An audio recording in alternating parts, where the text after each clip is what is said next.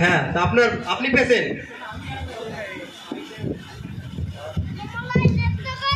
না না, আমি কেন পেশেন্ট হবো? তাহলে পেশেন্ট কই? এই তো পেশেন্ট। নিচে চেয়ারে বসেন।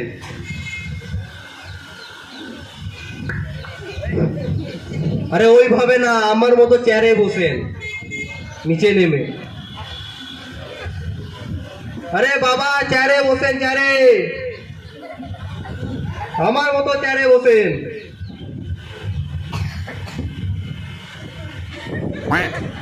পাটা নামান, ভদ্র হয়ে বসেন। ও হ্যাঁ, আপনার নামটা বলেন। আমার নাম সালাম। ওয়ালাইকুম আসসালাম। ছেলেটা তো খুব ভালোই। হ্যাঁ, নামটা বলেন। সালাম।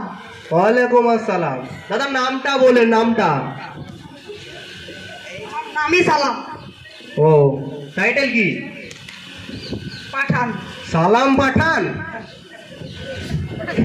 ভালোই নাম তো। ঠিক আছে, ভালো নাম আছে? ভালো নাম আছে। বলুন।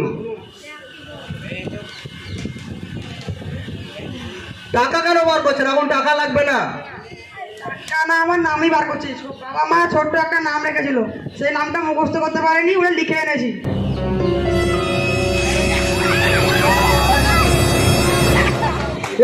আপনি এখানে কি বার করলেন? এখানে সবজি হাট পেয়েছেন? হাটের বাজার করতে এসছেন আপনি এখানে? আমার নামই লিখে এনেছি। ঠিক আছে, নাম বলুন। আব্দুল করিম। ঠিক আছে। হযরত আব্দুল করিম, সৈয়দ আব্দুল হযরত করিম, মোস্তফা আব্দুল করিম হযরত, মোহাম্মদ মোস্তফা আব্দুল করিম হযরত। আরে পাগলামো শুরু করেছেন নাকি? অত বড় নাম হয়? আমার এটাই নাম। ঠিক আছে, আপনার কি হয়েছে? রোগের নাম বলুন। Yes order. কেউ জলানো তো, জলানো জলানো। ডাক্তার বলুন জল লাগবে না, জল লাগবে না। আমার রোগের নাম ইয়েস অর্ডার। ইয়েস অর্ডার মানে কি দাদা আপনি বলতে পারবেন? দাদা ইয়েস ওয়াটার মানে হচ্ছে যে ইয়েস মানে হ্যাঁ, আর ওয়াটার মানে পানি। হাঁপানি হয়েছে। ও বাবা, ইংলিশ ম্যান। আর কি হয়েছে? ম্যাঙ্গো গাম। ম্যাঙ্গো কাম? দাদা দাদা, ম্যাঙ্গো আরে আমার নাম দাদা, কিন্তু আমের এখন সিজন না। আম খাবো না, আম খাবো না। আমার রোগের নাম ম্যাঙ্গো গাম। দাদা ম্যাঙ্গো কাম মানে আবার কি? ম্যাঙ্গো মানে আম, আর কাম মানে আসা। আমাশা হয়েছে। আরে বাবা, ডাক্তারবাবু বাথরুম গেছে তো পুরো রাইফেল।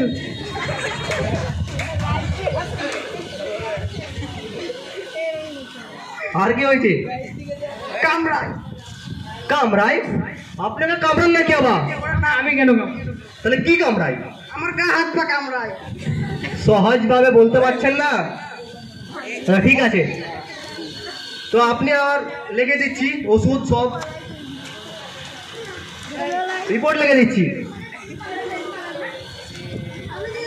হ্যাঁ, ওইটা কেন বললেন না একবার? ওটা হচ্ছে আমার নানির, আমার দাদির, আমার মায়ের, আমার খালার, আমার বাপের, আমার মার, আমার বোনের খালার বেটা। আরে বাবা, এরকম পুত্র তো কোনোদিনও দেখিনি। এত সম্পর্ক, খুব ভালো। ঠিক আছে, আমি ওষুধ লিখে দিচ্ছি, বাইরে যাই কিনে নেন।